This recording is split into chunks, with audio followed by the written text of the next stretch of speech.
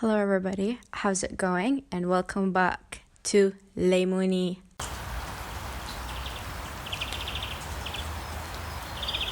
Hello. Today is a very, very gloomy and sad day, and it's very cold. So, hence the blanket. But we're still gonna talk. And today we're gonna talk about my phone addiction. I mentioned in one of my videos how I really wanted to talk about my phone addiction and kind of what I discovered in the past 2 years, because for the past 2 years I have been trying to fix my phone addiction. So I have made many discoveries about what it means to be addicted to your phone and how to break that habit. Did I break that habit? I just want to be upfront with you guys. I did not break that habit, but I did learn quite a bit about my addiction, and I really wanted to talk about this with you guys because I do think it's very important to discuss, especially since there's a lot of content out there about how you should go offline and you should go analog and all of these things. Well, I do agree. It's a long subject. Let's get into it. I have also discovered that the issue was never with just social media or with my phone. Some of that issue actually came also from me, but not completely, obviously. But anyway, let's talk about it. So over the course of the past 2 years, especially in 2025, I have been trying to come back to my phone addiction.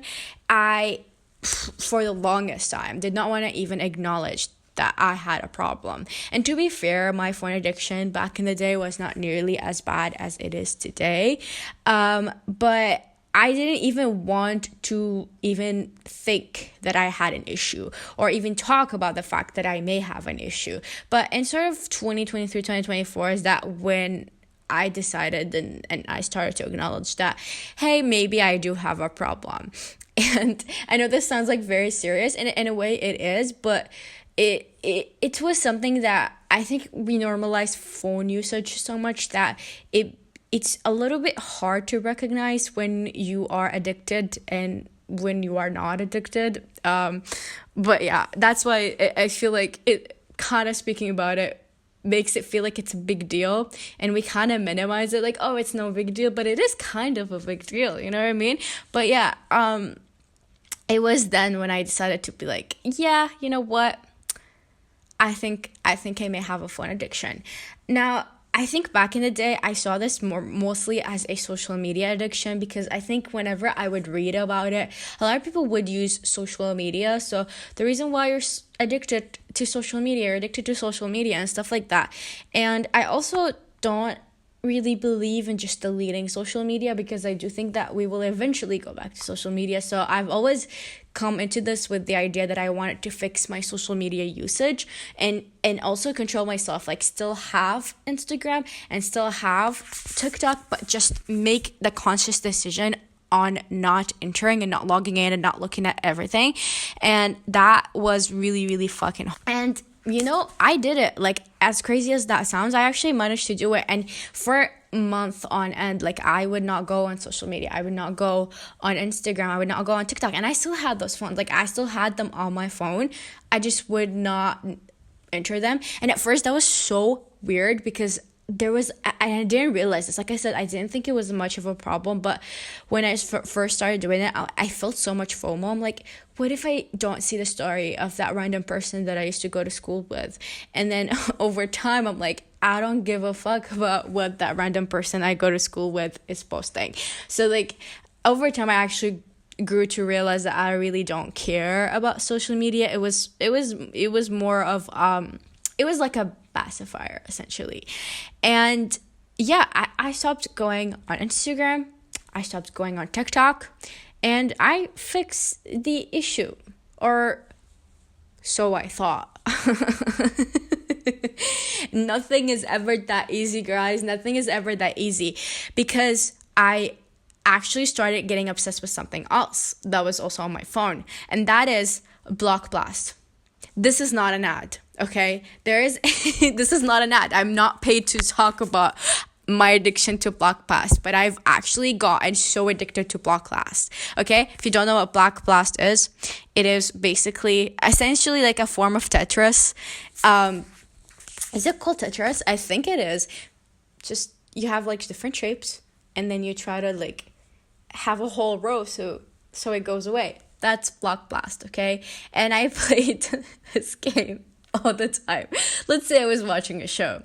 I would play Block Blast. I was in the metro.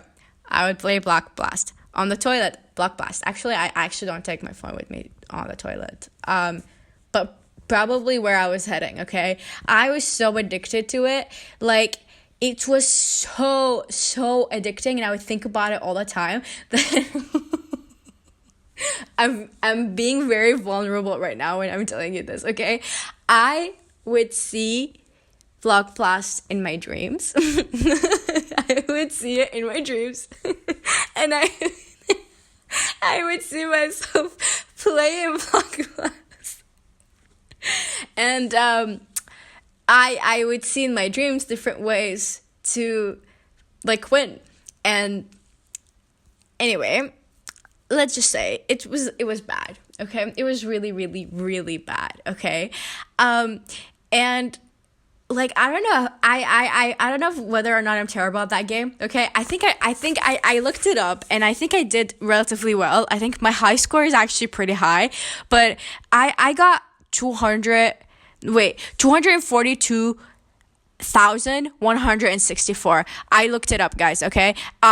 It's high.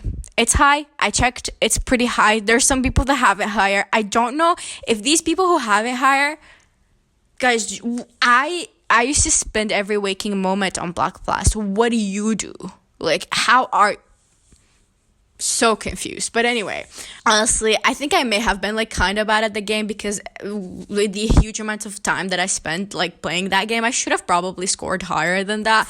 But is no matter how much less I go on social media, I still find ways to waste time, like Block Blast, for example, right?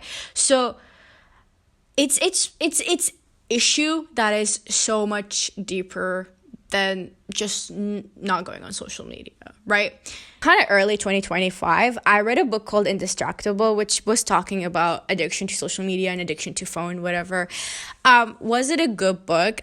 Not really. It wasn't like a really good book. It was very boring, to say the least, but I do think that it did have some good information that was helpful. But the whole gist of it is very simple, okay?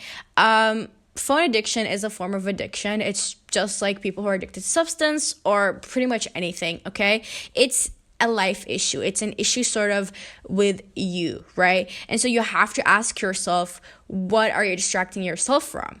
And I mean, this is like a very, very deep question, and a question that you and your journal may have to, discuss, or if possible, and if you can afford it, a therapist can get into, but it is so much more than just social media.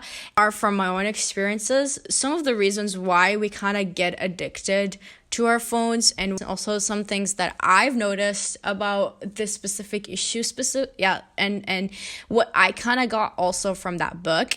But I think a major factor is fear, okay? I think that the world is large and scary in every capacity, and it's so much easier to ignore everything that's happening and to just sit down and scroll on your phone. Like, if you're dissatisfied with your life, if you feel helpless, if you feel like you have no control over the outcomes of your life and how your life direction is, it's so much easier to just go on social media or go on your phone and pretend by watching other people live their life that you want, live the life that you want to experience, and then instead of actually going through it, you sit there and you watch the life that you want, because either it's impossible because you can't afford it, or it's hard and you're too afraid to embark on that journey. Whatever it is, it's so much easier to just go on your phone. And of course, I'm not just gonna sit here and say that it is like purely a us problem, like a human problem. I think that a lot of it is also the system, right? And it wouldn't be a video of mine without me saying that it is essentially capitalism's fault, right? Things are expensive, life is hard, we're exhausted from work, we are so tired because we have zero work-life balance. We are bored, we're understimulated or extremely overstimulated technically from social media. And it would be so much easier to open your phone and open TikTok and forget how horrible you feel at that moment.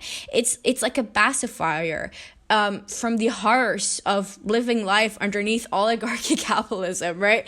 So the system also relies on us mindlessly and impulsively buying things. And it's a feature of the system for us to be super addicted to our phones and for us to go on TikTok, because how are you gonna purchase those dumb things you see on TikTok if you aren't exhausted, dissatisfied, and unhappy, right? First of all, you get a sense of happiness because you are so deeply unhappy because of the system, but also that is a feature of the system, which is to keep you stuck in that loop, which to keep you impulsively purchasing things that you absolutely do not need, right? So it's essentially a loop. It's a loop that we get stuck in, and it's really hard to get out of. And so that's why I find a lot of people who are like speaking about going analog and being off your phone, etc. I do think that a lot of these things are a little bit, just a little tiny bit privileged, right? Because I don't think everyone has the capacity to go analog,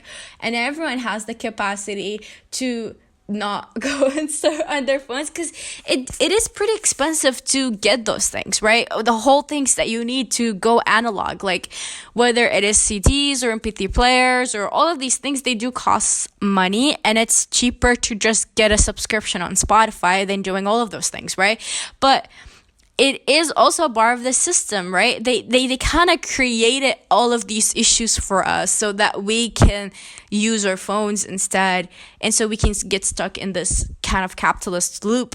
So our phones are essentially made to be addicting, and it's made to put us in a state of mind that endlessly scrolling is basically everything you need to do that day, and it's the only thing you have the energy to do that day, right? Scrolling has actually become as much of the part of the system as much as anything else in the economy. It's good for businesses, it's good for advertisers, and it's just a good way to show you constantly every single thing, first of all, that is wrong with you, that you do not have, that you should be buying, even though you shouldn't be buying. You don't need those things, right? But it's constantly shaming you into getting the things that they want you to purchase so that they can continue to make profits. And so what I'm trying to say is this is like a lot bigger than just me and you and our phones. So in conclusion, we get addicted to our phones. But why? Because we're dissatisfied with life, we're afraid, we're tired, we're exhausted, which is why, because of the system, because of poverty, because of work, because of the shitty life conditions that we're going through. And why are we going through these shitty life conditions that we're going through? So we go on our phones, right? And when we go on our phones and we scroll endlessly, we purchase all the things that they want us to purchase. And so we buy those things, you feel happy for a moment momentarily, and then you fall back into this very depressive state, and then you go right back from the start. You're depressed, you go on your phone, you scroll, you look at things you want to purchase, or want to and should purchase. It's two different things, but basically you look at things and they're like, oh, they convince you to buy it, you buy it, you feel better for like a few minutes, and then you get depressed again, and then it falls back into this endless. What do we do now? I do want to say that this is a little bit hard to do. This is something that's going to require extra effort on your part and extra effort on our part. Do I think that this is enough to fix the issue that we are feeling and the fatigue that we are feeling from constant information that is being fed to us via social media and our phones? No, okay? Is this going to completely get rid of your addiction? Also, No, okay. Again, like I said, this is something much bigger than us, but this is ways to help, I guess, with the symptoms. It's like putting a band-aid on an open wound. It's just gonna help a little. But anyway, I think it's like trying your very best to have as many activities that are outside of your phone, right? And I noticed this, that I like to fidget when I'm watching something, even a show that I like to fidget. So I think it's like a really good idea. I feel like if you're like me and you like to fidget, learn crochet, right? Crochet is really easy. It's super simple. You just need the needle, which is not expensive. The yarn is also not expensive. And instead of scrolling on your phone or playing Block Blast on your phone, grab a needle, grab your crochet, grab your yarn, and just have fun, right? Make a scarf. Like, scarves are so easy to make. It's just one consistent line, super simple. You can do as many scarves as you want. It doesn't matter. This is just a way so that you will not go on your phone, right? Another good one is to get a physical, like, puzzle books, or you can get a Sudoku. Like, I got the Sudoku because I wanted to stop on my phone. I'm actually having so much fun with this. This isn't a regular Sudoku. This is Killer Sudoku, and it's because I just thought Killer Sudoku meant really hard Sudoku, and I was like, god damn it. Like, Killer Sudoku is gonna be so hard. And it turns out it's not even regular Sudoku. It's a different type of Sudoku where there are 0 numbers. And they just tell you how much, like, see those cages? They're saying, like, if you add those 2 numbers together, they're gonna be 16. And then you have to figure out what are those 2 numbers, and then also where they should be placed, and then you have to keep trying until you fill the entire square. It's so hard, but it's actually so much fun. Like, it is so hard. Like, I have been frustrated so much, like, while playing this, but also it's actually incredibly fun. Like, it's so much more stimulating, I think, than regular Sudoku. So I'm kind of glad that I had the Killer Sudoku, but it was incredibly hard, right? Another thing is journaling, like junk journaling. I think junk journaling is too expensive personally. Like, I have been trying to get into it, but it's very expensive. Like, you do have to purchase a lot of things to get into junk journaling, which is kind of counterproductive a little bit, because then you kind of fall for, like, capitalism of it all, and you buy a lot of things that you absolutely do not need, and then it's kind of a little bit counterproductive, just a tad bit counterproductive, but it is a lot of fun. I actually started junk journaling this year, and I've already made like 3 spreads, and I have so much fun with it. But let me show you. This is it. Wait, I'm gonna sound so far away. Don't get upset. This is it, and it's this really gorgeous red little tiny. It's very small, but I want it to be. This is it. It's like this gorgeous red journal, and you open it, and then let me show you.